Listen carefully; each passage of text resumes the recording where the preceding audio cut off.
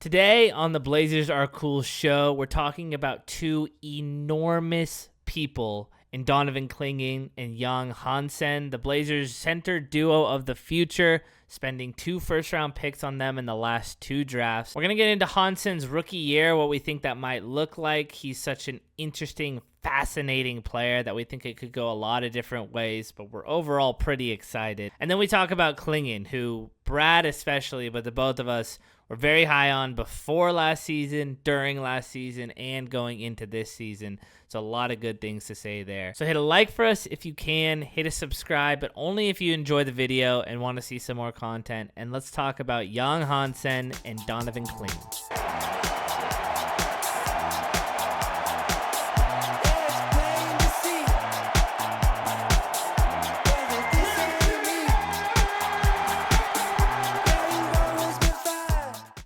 As we continue on our player profiles, listing out what we think the best case, worst case, and predicted or expected outcome for each of these players are, we moved on to the Twin Towers, and I feel comfortable calling them that because that is what Hansen at least is what has called the two of them in Clingan and Hansen. So I feel like it's okay to say that.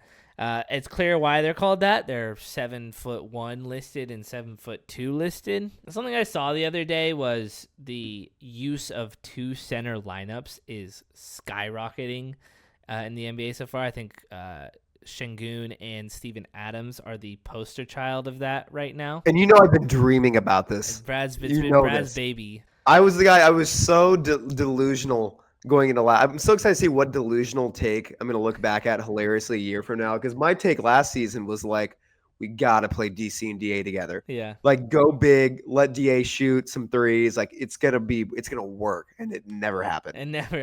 And I will say that I think the only way that we can actually put the two of them out there together is if either or both of them start to actually hit threes, which they're both working on pretty aggressively, I would even say. So maybe there's a chance. But for the time being, I don't think we're going to see a lot of them on the court together. But I bring that up because I think a lot of people were confused about why we drafted Hansen right after drafting Clingan. And I think that chart is exactly why. Because having 2 bigs is becoming such a meta in the NBA. Think about Chet and Hartenstein. So I guess I ask you for Hansen, we'll call it first because he's more of the talk of the town of this training camp so far. What do you think is the quickest way that he can make himself work on this team and get to that point? Not to the 2 center point, but be like an effective player and be an effective second center on this team. Just moving the ball, dude. I mean, we're a team that, we talked about this for a lot of these videos. Like, we need a ball handler. And especially a guy who isn't just like a guard bringing up the ball, a guy who can be a hub at the top. If he's able to come in even from the start and play 10 minutes and be a relief from what I'm expecting to be kind of like even though apparently our offense, we're trying to move the ball a lot more, that's awesome. But we're doing it, I feel like, with some guys who might not be yet comfortable with that. He's going to come in and be a breath of fresh air because that's exactly how he wants to play. What do you think? What do you think is going to be like? What is it going to be where it's like, oh, he's making an impact immediately? Yeah, I think the easiest thing you're going to see is like the highlight plays, right? You're going to see the flashes, right? Because I think a lot of what people, were down on Hansen about is like, the defense is going to be bad. That you're going to see he's far, far behind athletically. But I don't think anyone, especially after Summer League, is doubting some of these passes and these things that he can do. I think that's what you're going to see first and foremost, especially because it's going to be all over social media because of the impact he has with China and all that. But I agree. I think where he's going to stay on the court is you're going to notice, you're going to feel a tangible impact when he comes off the bench. That the ball does keep moving. Yes. And that he makes other guys better. He makes guys cut. Like you see, it's how I felt watching him at Summer League. It felt like he was the center of my attention and everything was kind of orbiting around him. And I think if we start to see a little bit of that right away as he's working with these bench guys, it might be Shaden and Matisse and Chris Murray. And there's so many cool lineups. I know. And he's got these guys moving around. He's got these guys cutting with the ball. I think then even if it he gets cooked on the defensive end by Jonas Valanciunas and stuff looks bad.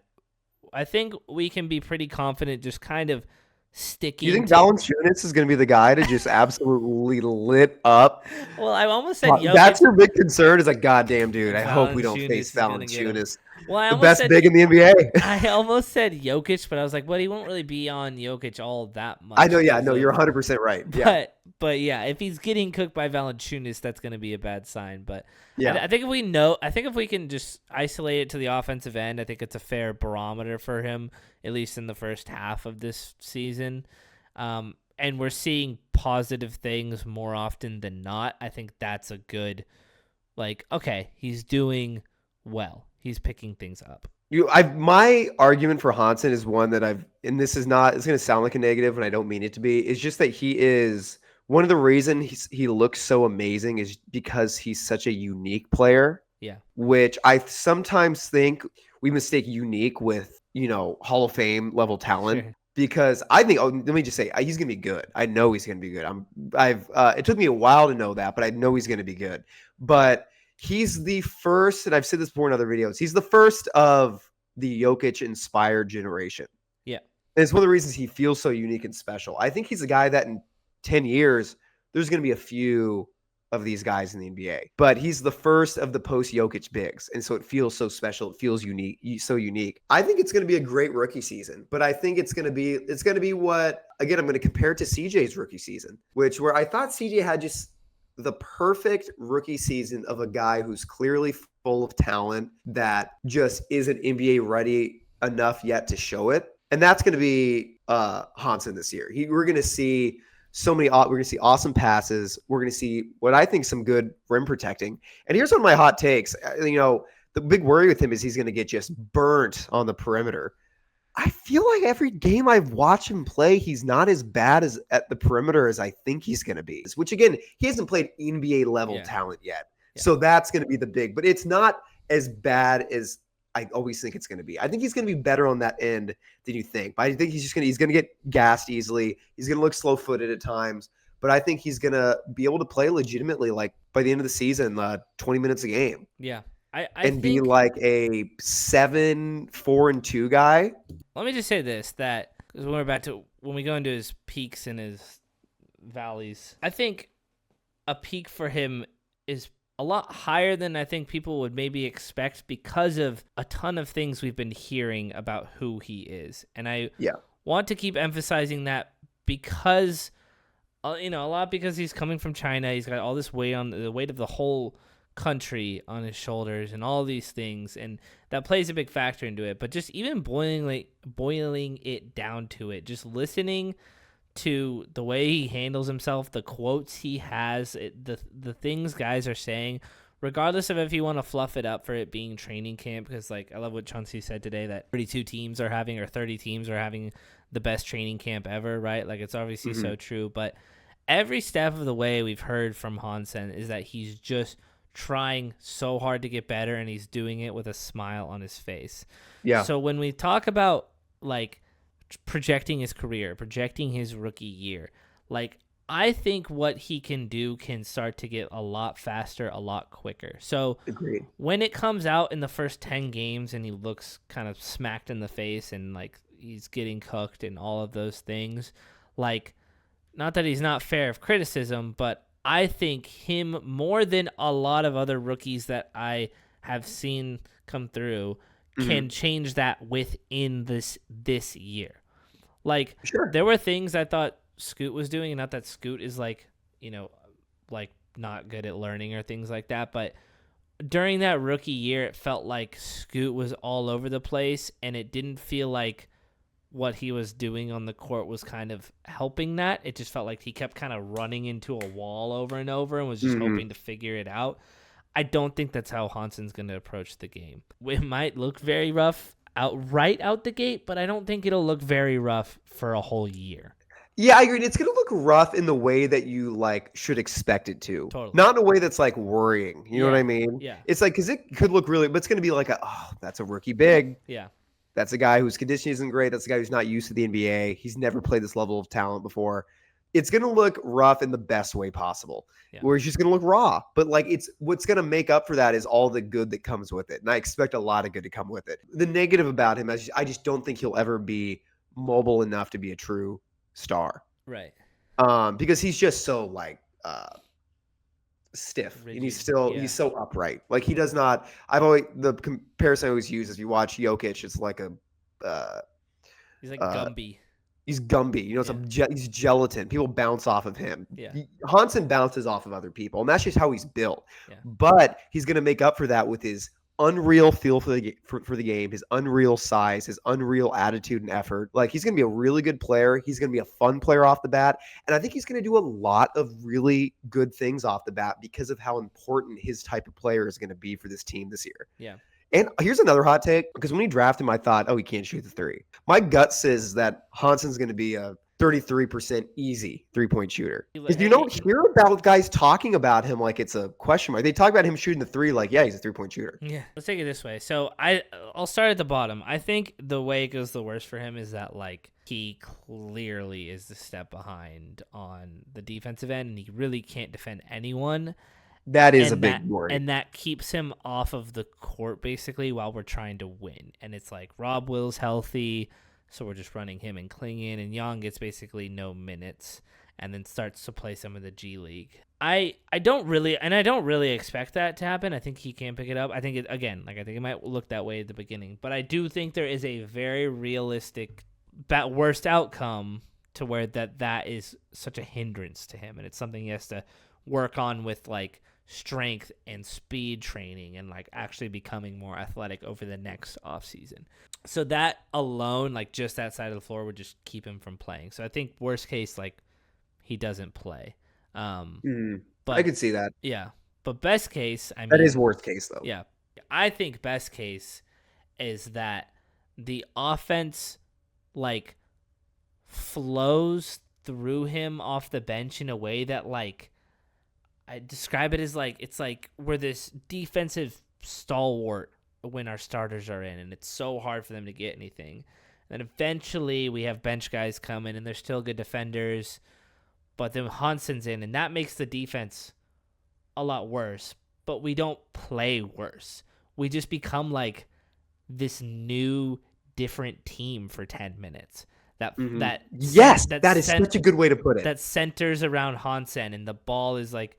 Because Clingan's a pretty good, like, Clingan's a great screener. He's a good dribble handoff guy, but he's not the same as Hansen, who's kind of like that quarterback in that spot, like Jokic is. You know, that's part of those comparisons. And so I see it of like Hansen comes in, and we are our bench unit is like fun, it's unique, it's electric, and it's not dropping off. Our bench unit, I'll put it this way, our bench unit is still good with Hansen in. I think that's the best case scenario for the season. Yeah. What do you think the realistic one is? I think it looks like the worst case at first, and I think it looks pretty close to the best case by the end of the season. Yeah. I think it's going to be a wide range of of things we're seeing, a lot of really bad, a lot of really good, like we said, right? And I think it's going to shape itself up by the end of the year to look pretty like, okay, we have something here. It's maybe not, it looks better against the Nets than it does against the Timberwolves, right? Like that's pretty clear. But it's the like kind of first makings of like, okay, this is something we can use, like rely on night in, night out, rather than just like flashes. And I think it's there by the very end of the season is what I expect. I think I agree with you. I think in a good way, as I said earlier, in a good way, it might be really tough off the bat. Yeah. But I just don't think it's going to be tough in a way where it's doomsday. Yeah. Which I think you can agree with. It's going to be tough and like, okay, he's just got it. This is completely new for him. He's never played this level of competition. But like you said, he's going to get used to it quick. Yeah. And he's going to make an awesome impact and be a perfect backup big for this team, and a guy who can play 27 minutes per game in the future. We're very, very excited. And again, everything that's coming out of camp is great. There's also some great news coming out for our boy Donovan Clingan. I know you were early on being high on Clingan. Oh yeah, you were. I wanted us to draft him so bad. I was very happy we got him, but I will default to you or even like this is the guy we need to Hmm. instill this vision of a defense first team. And I think you and I, a lot of people see Tumani as like the defensive face of this team, but I think, am I confident saying that you and I believe that Clingan will be the defensive face of this team very soon, if not, I don't know, maybe by the end of this season?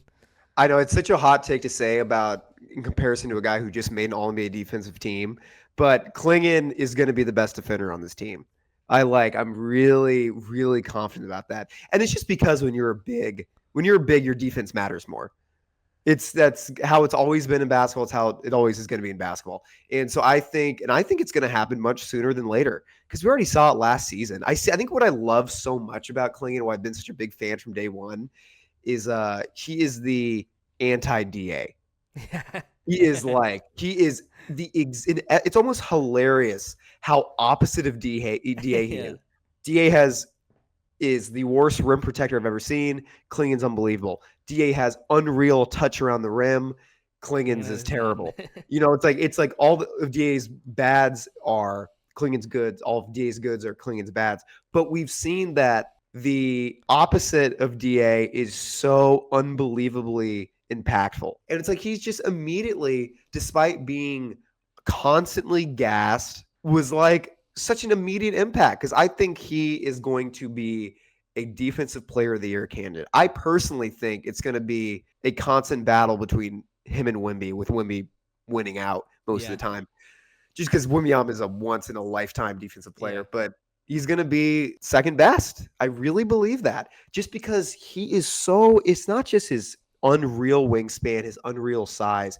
It is his knowledge of being there before he needs to be. Yeah. He can, because we look at Hansen and Klingan and they have like similar combine numbers of like agility, things like that. But Klingan's like sort of like a defensive genius, dude. You Yeah. watch tape of him, and he is there even on the perimeter. I thought he showed last year that he's going to be a good perimeter defender Yeah. because he knows where to be before the offensive player is, and that's all you need. And he's amazing at that. We know he's an unstoppable rim protector. Yeah. My concern last year was like that kind of bum me out a little bit was that UConn he jumped a lot. He jumped a lot. He jumped up to contest shots. He jumped up to block shots. He jumped up to rebounds, to rebound. Last season, I thought he was like a bit too much of a tree stump. It might have been because he was hurt. He was hurt in and out throughout the year. And I True. think my other instinct when you say that is to think that like Dan Hurley had these guys running and he was Yeah, yeah, probably in the yeah. best shape of his life and then maybe dropped off a little bit after getting drafted. And we're hearing some stuff about what Ant says about defensive drills and how we did none of them. So maybe Chauncey wasn't Oh, really I working know. him that hard. But Wasn't that so crazy? that maybe those two things are what make me think to explain that. But I think you're right. He did look more mobile at UConn. Oh, 100%. Yeah. And I thought he had the most, when you have these media day press conferences, there are all these things that you hope the guys say.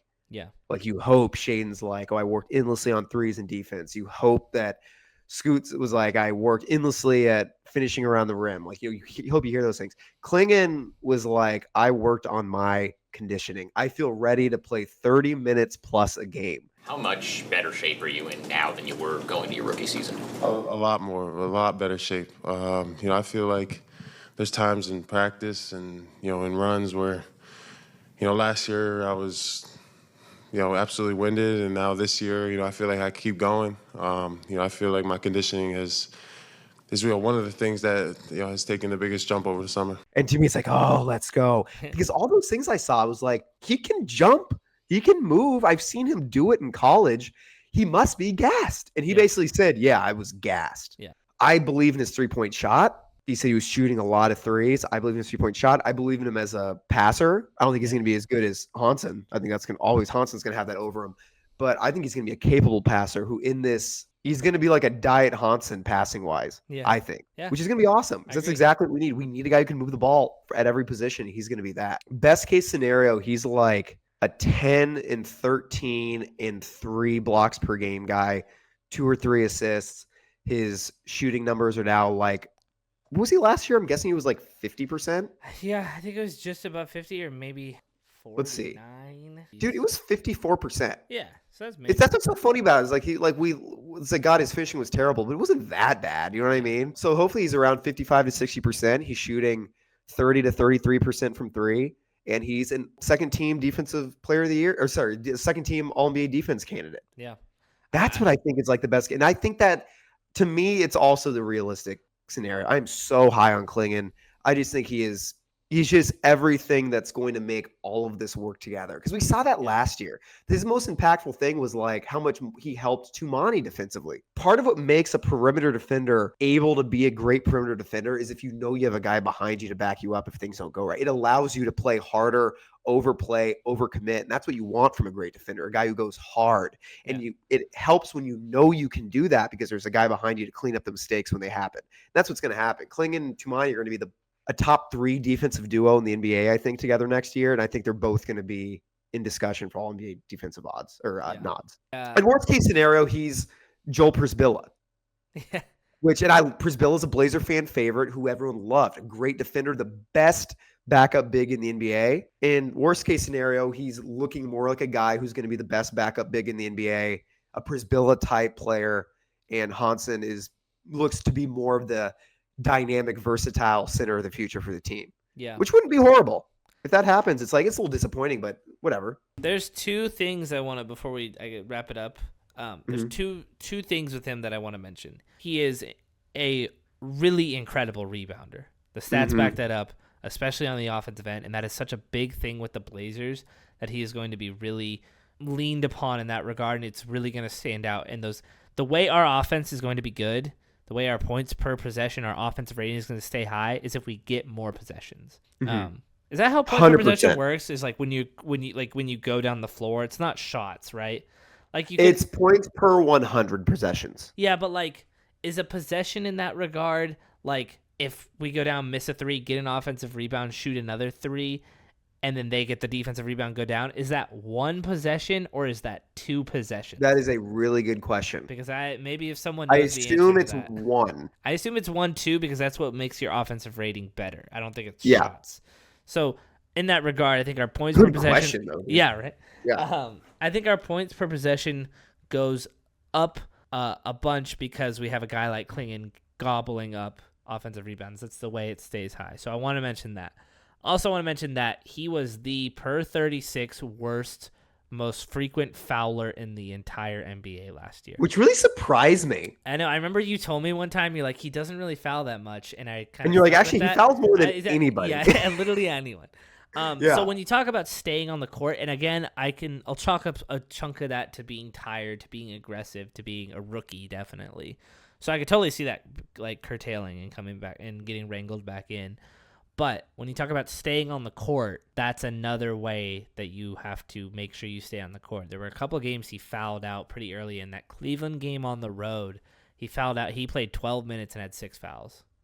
And that was a game we had to run do-up with the whole game. It was a game that went to overtime.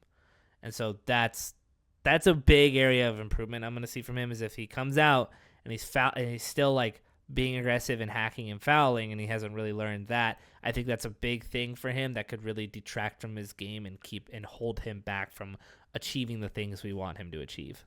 I completely agree. And I also think that was mainly due to conditioning as well. Yeah. All his fouls were like, oh God, fouls. You know what I mean? Like, Jesus Christ. Like again. Yeah. So I hope that that really improves because of that. The 2 other points I want to quickly make is I think Clingan still is an underrated offensive player even last year. The problem with Clingan is that his issues are so obvious and glaring, and what he's so good at is not as obvious and glaring. We all talk about this team needs more ball movement. The team needs more cutting. Where that happens is better screening. And I think Clingan has the potential more than anything to be the best screener in the league. It's why, despite him being such a bad finisher, we were still slightly better offensively is because there was someone to set a goddamn screen, which that was always my biggest criticism of Ayton is that he made no contact on screens. Clingan absorbs and takes that contact. And that's why our offense was better. It wasn't better he's not a good offensive player individually. He's still, as a good team offensive player. Yeah. It's to me, it's the difference between being like a great one-on-one defender versus a good team defender. Mm. Clingan is just like such a good team player, which is like it sounds like such a cliche to say, but he really is. And second thing, or I guess third, I don't know what it is. Clingan's a perfect example of his rookie season of what a good rookie season should look like. It's like comparing it to guys like Shaden and Scoot.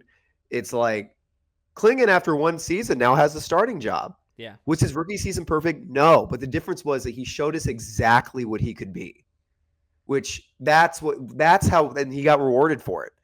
And that's what made him so special. So from the get-go, even when he had all these things he had to work on, all these rookie mistakes he made, it was like, oh, he's going to be that. Yeah. We know he's going to be that because just watch. He was the worst in the league at a certain thing, the fouls, like I mentioned. Yeah.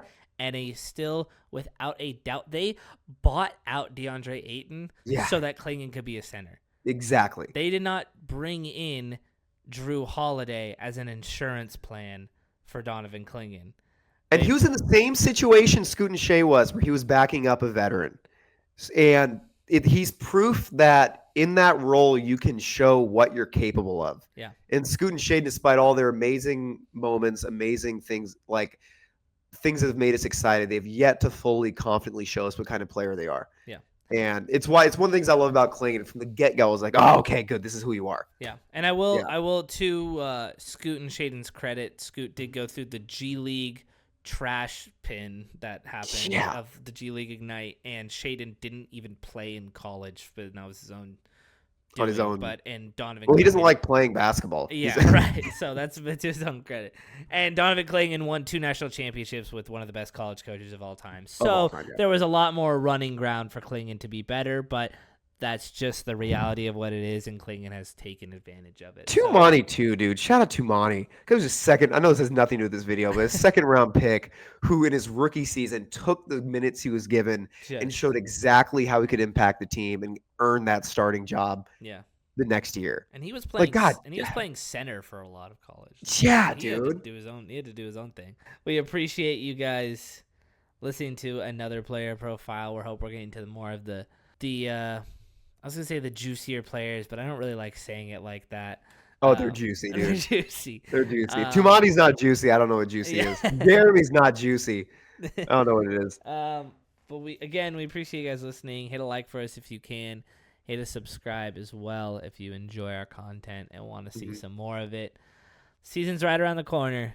We cannot be more excited. And as always, the Blazers are pretty cool. Hansen and DC, pretty cool. Anti-Laker Blazer Club, baby. Tell the Lakers they got a bad one in DA. Yeah. All right, later, guys.